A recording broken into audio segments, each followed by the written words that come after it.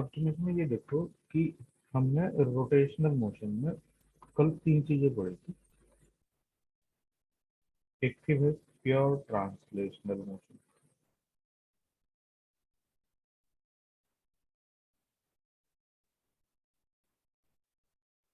दूसरी थी pure rotational motion, और तीसरी थी रोलिंग। और इसको मैंने कहा था कि भाई इसको हम दो कैटेगरी में डिवाइड करेंगे, परफेक्ट एंड इम्परफेक्ट। सही है। तो प्योर ट्रांसलेटरी मोशन में मैंने तुम्हें बताया था कि जो ऑब्जेक्ट है उसके हर एक पार्ट की वेलोसिटी, स्पीड नहीं कह रहा हूँ, ध्यान रखना, वेलोसिटी मतलब डायरेक्शन भी सेम, मैग्नीट्यूड सब कुछ सेम होती है। तो यहाँ पे जो काइनेटिक एनर्जी है वो हाफ एम वी स्क्वायर। बोलो किसी को कोई प्रॉब्लम है?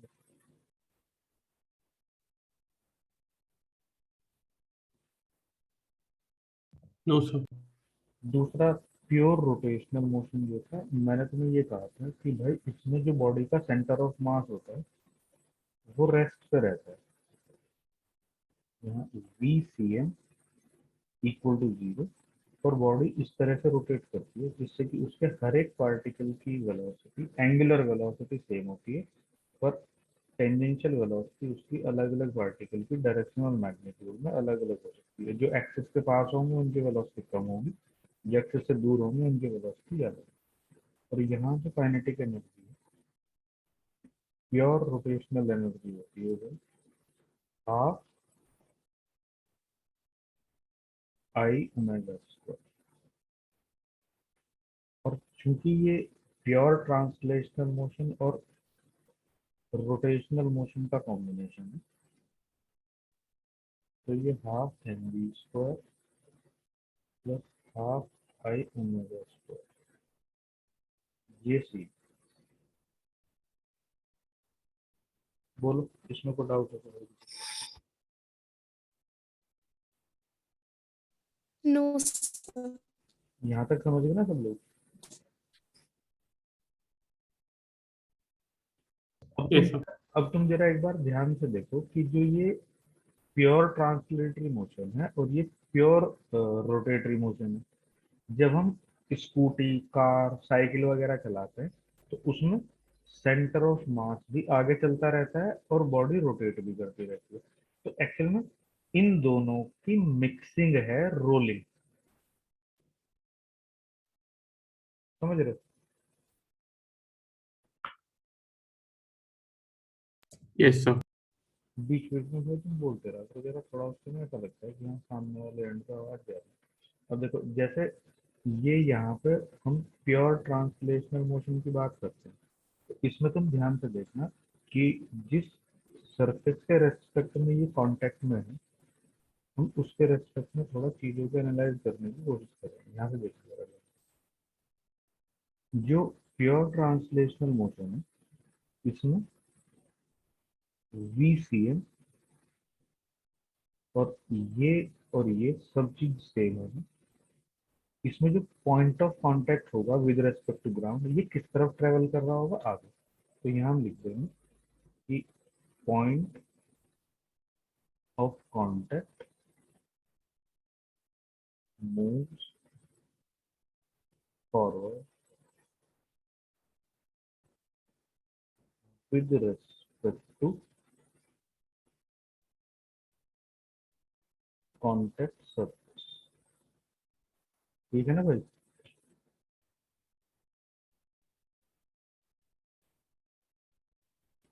हेलो। Yes yes. सर। तो यहाँ पे तुम देखो कि भाई यहाँ पे अगर तुम फ्रिक्शन चेक कर रहे होंगे तो वो किधर को लग रहा होगा? बैकवर्ड्स। पीछे। यहाँ हम लिख देंगे friction is acting backward. Agree हो इस बात पे? Yes, sir. अब अगर हम बात करते हैं प्योर रोटेशनल मोशन की, ये क्या होगा भाई कि इसमें जो इसका सेंटर ऑफ मास है वो रेस्ट पे रहता है। यहाँ VCM इक्वल टू 0। अगर ये बॉडी इस तरफ को रोटेट कर रही है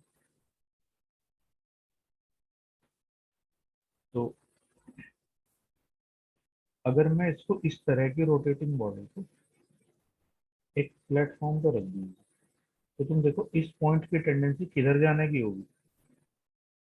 पीछे।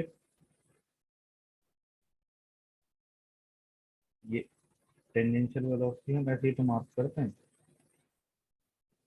बोलो। तो ग्राउंड के रेस्पेक्ट में इस पॉइंट की वेलोसिटी जो ग्राउंड के रेस्पेक्ट में जो ग्राउंड के साथ कांटेक्ट बना रहा है इसकी वेलोसिटी किस तरफ है? बोलो। पीछे ही तो है। आवाज चली गई क्या भाई? हेलो। अरे आवाज नहीं आ रही क्या? Yes, sir, आ रही है।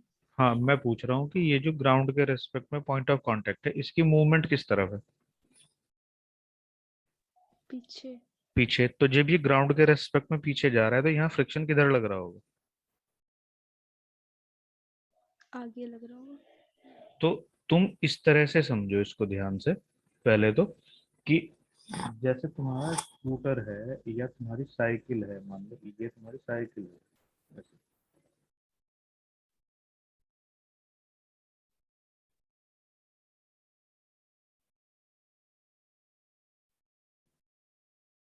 ठीक? तो तुम ये देखो कि जब हम अपनी साइकिल को पैडल से घुमाते हैं तो हम किस टाइप की मोशन जनरेट करते हैं साइकिल में?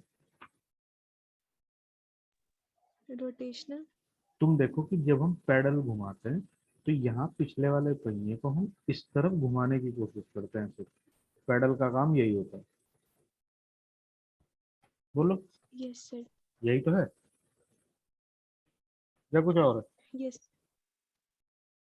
अब या फिर तुम इस तरह से देखो कि जब हम मतलब कार को देखते हो तुम लोग, अगर तुमने कार देखी होगी या तुमने स्कूटर देखा होगा कभी, तो इन सब की जो मोशन है वो, इन सब की मोशन किस तरह की होती है? जो इंजन है वो कोई पुश थोड़ा ही करता है गाड़ी को। बोलो। No sir. Yes sir. जैसे तुम्हारी मान लो ये कार है, ये, तो यहाँ पे ऐसा कोई होता है कि इंजन इसमें से निकल के यहाँ पीछे आएगा और ये आदमी की तरह इसको पुश करेगा आगे की तरफ। नहीं सर। इंजन की वर्किंग क्या होती है? No sir. इंजन की वर्किंग क्या होती है ये बता दो।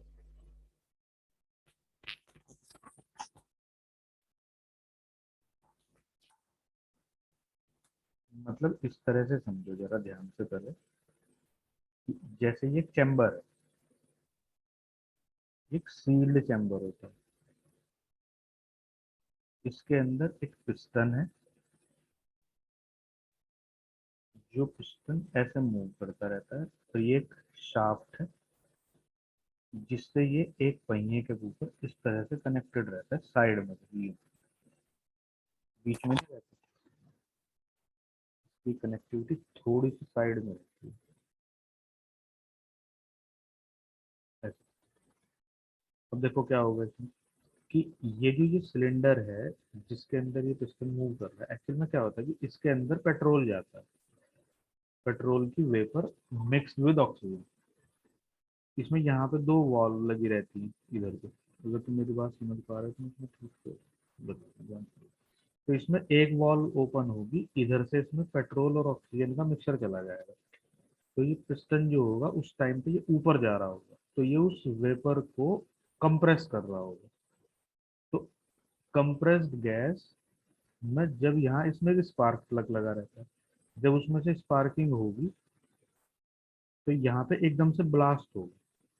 तो तुम ये देखो कि तुमने देखा होगा कि जैसे अगर तुम किसी चीज के अंदर दीपावली वगैरह के टाइम पे तो बॉम्ब वॉम्ब रख के एक्सप्लोड कर दो तो वो चीजें एकदम से फट जाती है, नहीं फटती है?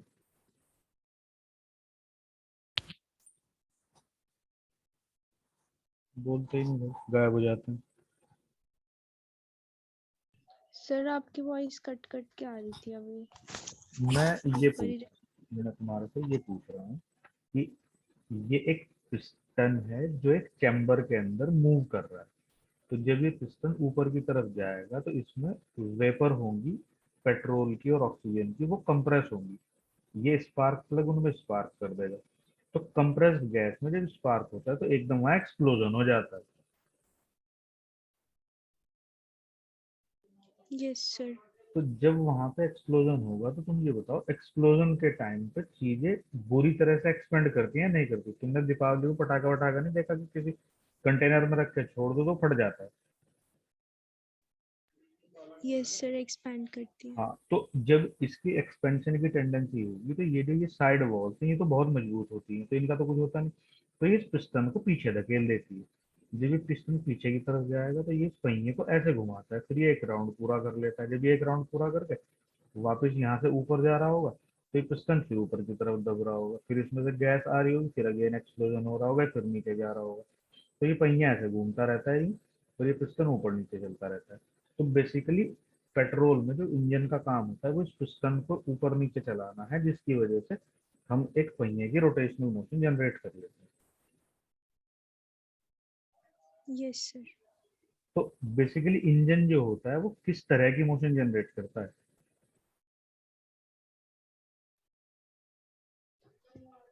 Sir rotational. हाँ, इंजन एक रोटेशनल मोशन जनरेट करता है भाई। देखो ये पिस्टन है, इसमें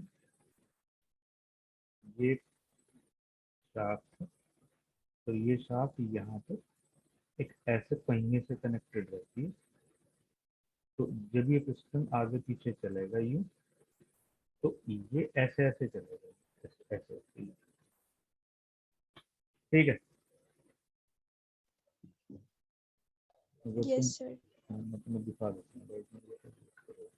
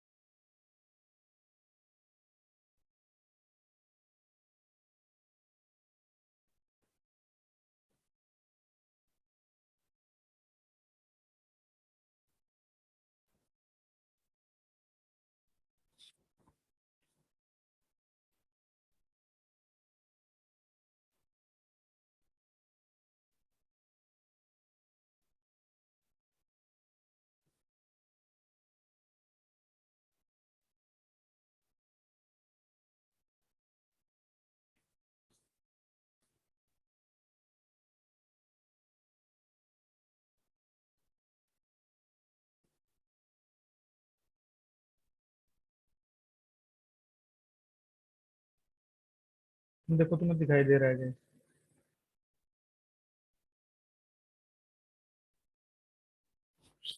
अरे दिखाई दे रहा है? Yes, yes sir. सर। हाँ, अभी जरा ध्यान से देखना जो मैं तुम्हें बता रहा हूँ। देखो ये है, ये पिस्टन तो ऊपर नीचे जा रहा है। तो तुम ये ध्यान से देखना कि जैसे ये पिस्टन ऊपर गया तो एक वॉल्व ओपन होगी, वो भेजेगी गैस और फ्यूल। ध्यान से देखना। ये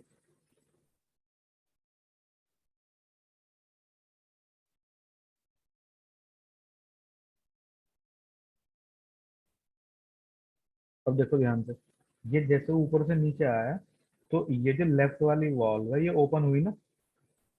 Yes, जी sir. सर। तो एकदम से लेफ्ट साइड से कार्बोरेटर से पेट्रोल की वेपर्स हैं जो ऑक्सीजन के साथ मिक्स होकर चैम्बर में चली गई।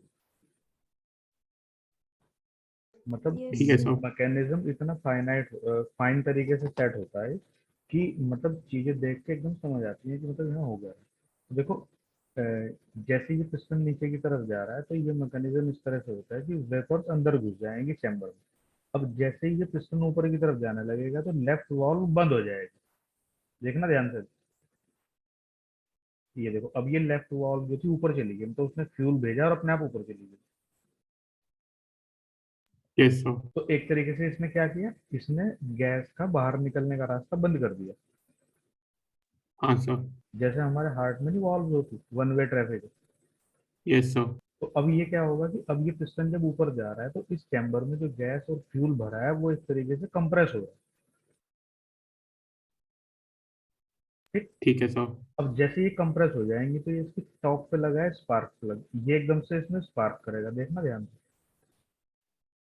ये देखो ये करा इसने यहाँ स्पार्क।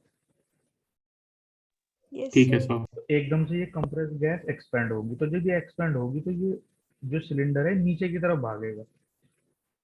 हाँ सर, जब ये नीचे की तरफ भागेगा तो यहाँ पे फ्यूल तो बर्न हो चुका।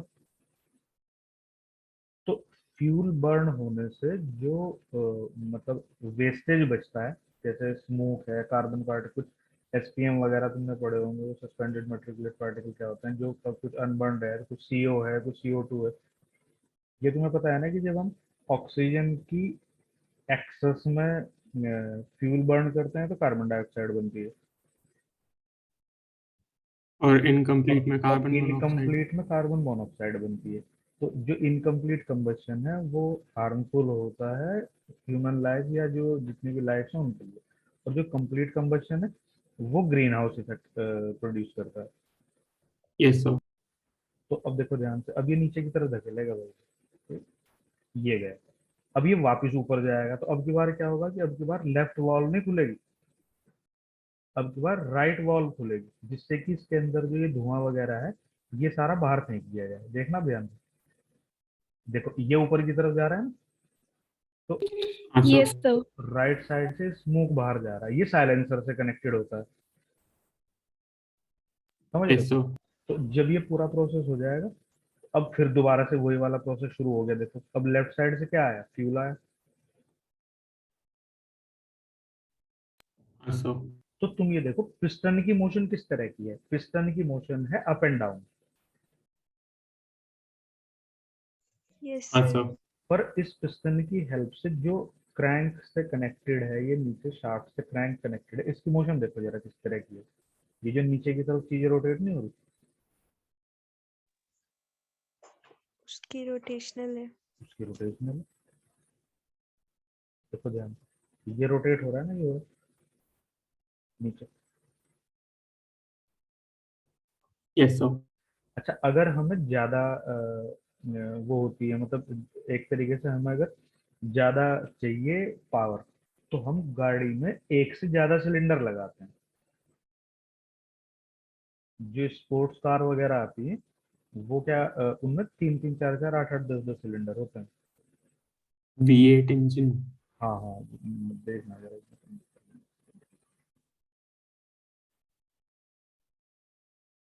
देखो ये है तो ये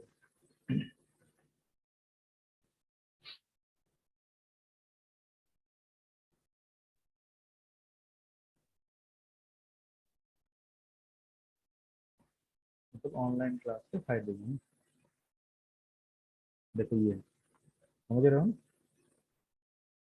यस सर, पर ये इस तरह से मैनेज होती है सारी चीजें कि ये कोरिलेशन में रहती है। अब ध्यान से देखो जरा, ये सारी चीजें इस शाफ्ट से कनेक्टेड है, तो ये पूरी की पूरी जो सिस्टम है, ये लेफ्ट साइड में जो तुम्हें व्हील दिखाई दे रहा है ना, बिल्कुल ये ब्लैक ब्लैक सा स्पॉट जो बार बार आता है, यस सर, ये इसको गोल गोल घुमा रहा है। देखो ये है एक्चुअली जो सिचुएशन है, और ये इतने फाइन तरीके से कनेक्टेड होती है कि इसमें जरा सा भी गैप नहीं होता। देखो ये एक्चुअली ये पिस्टन चल रहा है, ये क्रैंक चल रही है नीचे, ये रॉड है, ये इस तरीके से फिर इससे कनेक्टेड होती है, ये जो ये मतलब बेसिकली ये व्हील है ना, इसको घुमाते हैं पिस्टन, ये जो ये आ रहा है, दिख रहा है ना।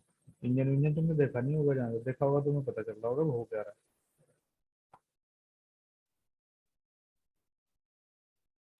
ऐसे वीडियो वगैरह में ही देखा है बस। है। हाँ, गाड़ी वाड़ी में देखो खोल के, नहीं पता चलेगा।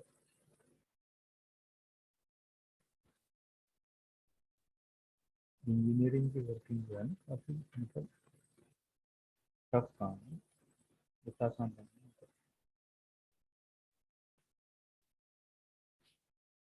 देखो ये सारा ये वाला पहिया है जो मैं तुम्हें उधर दिखा रहा था ना, जैसे घूम रहा है गोल गोल। पिस्टन की मोशन है रेक्टिलिनियर और व्हील की मोशन है रोटेटरी। Yes sir. अब इसमें 2 स्ट्रोक और 4 स्ट्रोक इंजन के बारे में तुम पढ़ना, उसमें एक साइकिल में वो एक से चार मतलब 2 बार अप डाउन होता है। देखो इसमें ये एक साइकिल में 4 बार अप डाउन।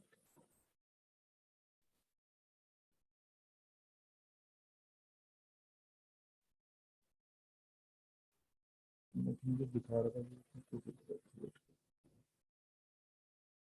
ये तुम्हें समझ आ गया ना कि जो इंजन का पिस्टन है वो इंजन में किस तरह की मोशन जनरेट करता है। हाँ सर। कैसी? रोटेटरी। Yes sir. ये अब इसका मतलब अपने पास इंजन रखा है गाड़ी के अंदर, ठीक है भाई। Yes sir. और उसका काम है सिर्फ और सिर्फ रोटेट होना, और तो कुछ उसका आता ही नहीं। ऐसा तो है नहीं कि वो गाड़ी में पीछे से धक्का लगाया हो। जी सर। तो फिर गाड़ी आगे चलती कैसे है? स्कूटी भी तो ऐसे ही चलती है, बाइक भी तो ऐसे ही चलती है। अब देखो ध्यान से, इसमें होता क्या है कि जैसे इंजन घूम रहा है गाड़ी का या साइकिल का, किसी भी तरीके से मोटरसाइकिल का ऐसे घूम रहा है, तो तुमने देखा होगा कि मोटर बाइक में एक चेन लगी होती है जो इंजन की रोटेशन को पीछे वाले पहिए से कनेक्ट करती है।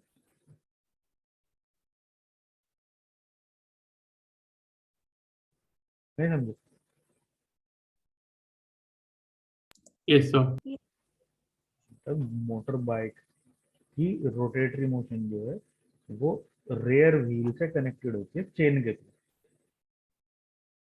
समझ रहे हो? Yes sir. देखता हूँ अगर ये चीज दिखती है तो। एक सेकंड होल्ड करोगे?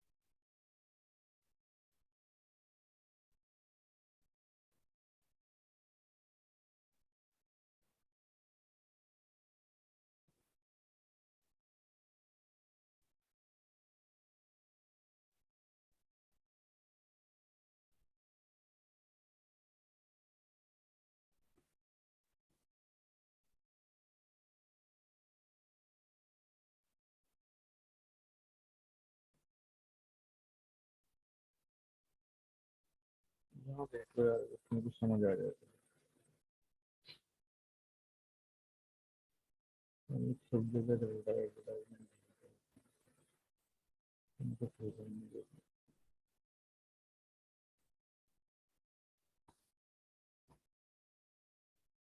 देखना ध्यान से।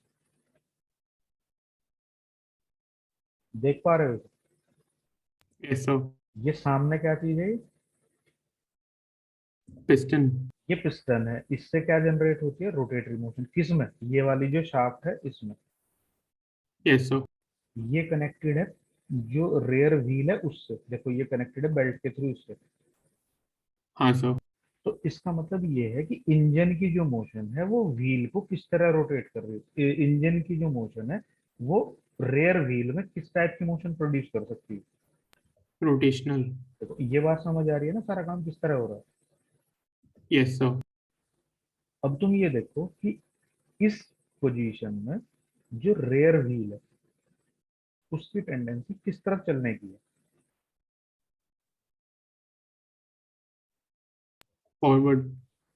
उसकी टेंडेंसी ना फॉरवर्ड चलने की नहीं है। देखो अब मैं तुम्हें बताता हूँ, ध्यान से देखो।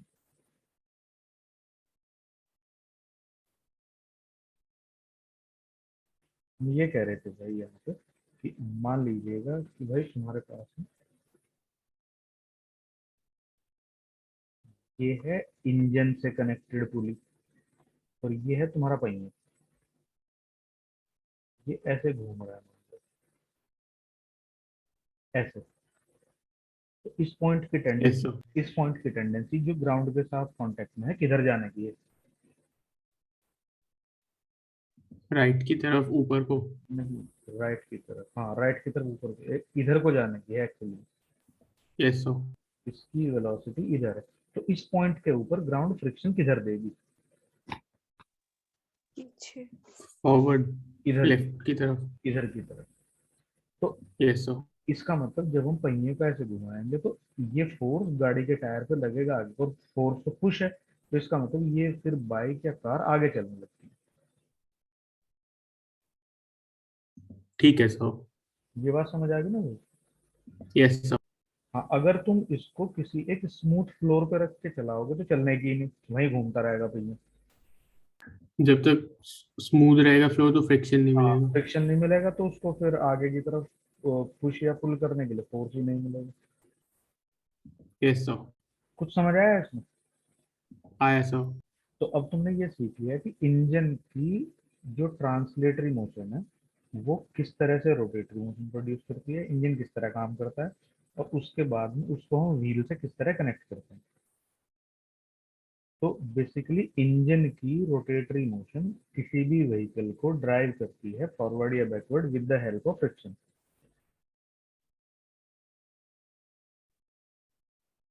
सही है भाई? हम्म। Yes sir. अब हम क्या करें कि जो ट्रांसलेटरी मोशन है ये तो बेचारी ऐसी ऐसी होती है कि इसमें तो चीजें सिर्फ आगे आगे चलती रहती हैं, रोटेशन नाम की कोई चीज होती है। जो रोटेटरी मोशन है ये ऐसी है कि इसमें सेंटर ऑफ मास रेस्ट पे रहता है, और इसमें चीजें बस घूमती घूमती रहती हैं। तो अब तुम ये देखो, इस पॉइंट के लिए फ्रिक्शन किधर लगेगा? पीछे। इस पॉइंट के लिए फ्रिक्शन किधर लगेगा? इधर, क्योंकि इसकी टेंडेंसी इधर जाने की है। बोलो। Yes sir. तो अगर हम इन दोनों टाइप की मोशन को कंबाइन कर दें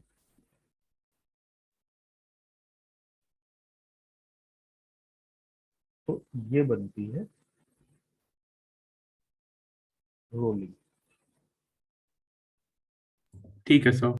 अब ये देखो कि जब हम इन दोनों को कंबाइन करेंगे तो अपने पास में किस तरह की सिचुएशन जनरेट होगी। तुमने इसकी कुछ प्रॉब्लम वगैरह ट्राई करनी शुरू करी है या नहीं करी है? अभी नहीं करी सर। शुरू कर दो यार, अगर तुम कर सकते हो तो, क्योंकि काफी बड़ा चैप्टर है, फिर टाइम लगेगा नहीं तो उसकी प्रॉब्लम कराने में।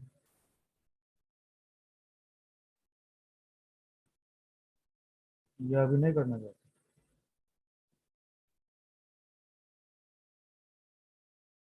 ये स्कोरिंग भी है काफी। एग्जाम्स चल रहे थे सर और तो कुछ नहीं। ध्यान कर रहे हैं। चलो फिर अब तुम ध्यान से देखो जरा, दोनों चीजों को समझने की कोशिश करना जरा। ये व्हील ऐसे रोटेट हो रहा है ओमेगा एंगुलर वेलोसिटी से, इसकी रेडियस है r।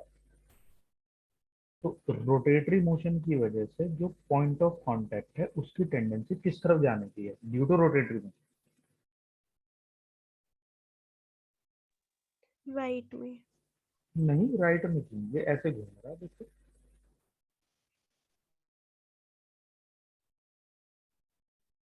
तो ऐसे घूमेगा तो ये किधर को जाएगा? पीछे को जा रहा होगा, लेफ्ट की तरफ जा रहा होगा तो। Yes sir. बोलो, कोई प्रॉब्लम है क्या भाई? नहीं है सर। ये है v equal to R omega due to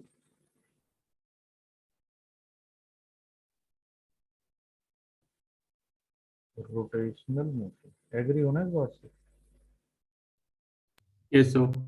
अब अगर मैं कहूँ कि V C M equal to V not towards right, तो ये ट्रांसलेटरी मोशन हो जाएगी एक तरह से देखा जाएगा। हाँ सर। तो मैं इसको थोड़ा अलग कलर से मार्क कर देता हूँ।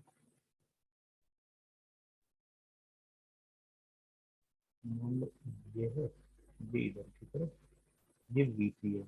तो तुम अगर सिर्फ ट्रांसलेटरी मोशन को ऑब्जर्व करो तो ट्रांसलेटरी मोशन में हर एक पार्टिकल की वेलोसिटी सेम होती है टुवर्ड्स राइट, वो equal to centre of mass होती है। तो ये जो बॉटम मोस्ट पॉइंट है इसकी वेलोसिटी कितनी और किस तरफ होगी? राइट की तरफ नहीं होगी। होगी सर। ये कितनी होगी? V not. ये है ड्यू टू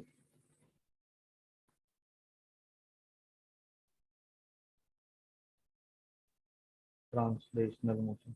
बोलते रहना भाई, समझ आ रहा है नहीं? तो हमने यहाँ पे भी थोड़ी देर पहले डिस्कस किया है कि इन दोनों की कंबाइंड रिजल्टेंट जो है वही रोलिंग है। तो हमने इन दोनों को यस सर। कंबाइंड कर दिया, तो बॉडी पे ही दोनों कंबाइंड इफेक्ट दिखेंगे ना तुम्हें। हाँ सर। तो ये रोलिंग है। अब यहाँ पे तुम्हारे पास जो केसेस अराइज होंगे मैं उनको लिख रहा हूँ, जरा ध्यान से देखना। If v greater than R omega, time थोड़ा कम रह रहा है, थोड़ा ध्यान से समझना। v equal to R omega है, v greater than R omega है, तो v नो। तो ये पॉइंट जो है p, ये किस तरफ ट्रेवल करने की कोशिश कर रहा है विद रेस्पेक्ट टू ग्राउंड? इसकी दो वेलोसिटी है, एक v नॉट है, एक आर ओमेगा है। तो अगर v नॉट ग्रेटर है आर ओमेगा से तो किधर जाएगा? राइट की तरफ। Right right. साइड में। बॉटम मोस्ट पॉइंट पे फ्रिक्शन किधर लगेगा? लेफ्ट की तरफ। इसको हम कहेंगे फॉरवर्ड स्लीपिंग। बी पार्ट है, अगर हम कह रहे हैं V not less than R omega, तो इस केस में क्या होगा? ये नेट नेट पीछे जा रहा होगा, फ्रिक्शन किधर लगेगा? आगे। ये कहलाएगा यस सर। Backward sleeping. तो एक केस होगा कि if V not equal to R omega, ये वो वाला केस है जिस वाले केस से नॉर्मली हम व्हीकल को ड्राइव करते हैं ऑन रोड, जिसमें with respect to the contact surface जो पॉइंट है वो रेस्ट पे रहता है। ये पॉइंट रेस्ट पे रहेगा। मतलब जैसे ये पॉइंट है ना, जैसे ये वाला जो पॉइंट, ये ग्राउंड को छुएगा ऐसे, फिर आगे वाला पॉइंट छुएगा, ये एज इट इज पीछे उठ जाएगा। मतलब विद रेस्पेक्ट टू ग्राउंड वो आगे पीछे नहीं चलेगा, बस ग्राउंड को टच करते रहेंगे। तो इसीलिए हमारे जो टायर होते हैं ना वो सेफ रहते हैं। ठीक है सर। नहीं तो अगर हमारे साइकिल के टायर फ्रिक्शन के अंडर में आगे आगे या पीछे पीछे रब करके चलते, जैसे तुमने देखा होगा बहुत सारे बच्चे होते हैं ना जो ब्रेक मार मार के सड़क पे काली काली लाइन ड्रॉ करते हुए चलते हैं, कुछ ऐसे होते हैं कि एक ही जगह ब्रेक मार के पहिए घुमाते रहते, पहिए में धुआं भी उड़ जाता है। हाँ सर, देखा है। हाँ वही, वो फॉरवर्ड और बैकवर्ड स्लीपिंग का केस है। नॉर्मली हम लोग इस तरह से बाइक या गाड़ी ड्राइव नहीं करते, नहीं तो पता चला कि रोज घर वालों को टायर बदलवाने पड़ेंगे। Yes sir. समझ पा रहे हो ना भाई? हाँ सर। तो ये केसेस है फॉरवर्ड स्लीपिंग और बैकवर्ड स्लीपिंग और नो स्लीपिंग का। ये प्योर रोलिंग का केस है। ये दोनों इनपरफेक्ट रोलिंग के केस हैं, अगर तुम्हें समझ आया हो तो।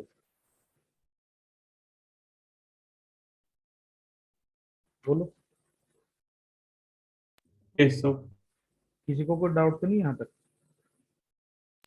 No sir. चलो इसके आगे कल करेंगे भाई, इसको जरा थोड़ा सा ध्यान रख के आना। कल को टूथ व्हील भी पढ़ेंगे, जिनमें तुमने देखा होगा टूथ होते हैं ना व्हील में बहुत सारे। Yes sir.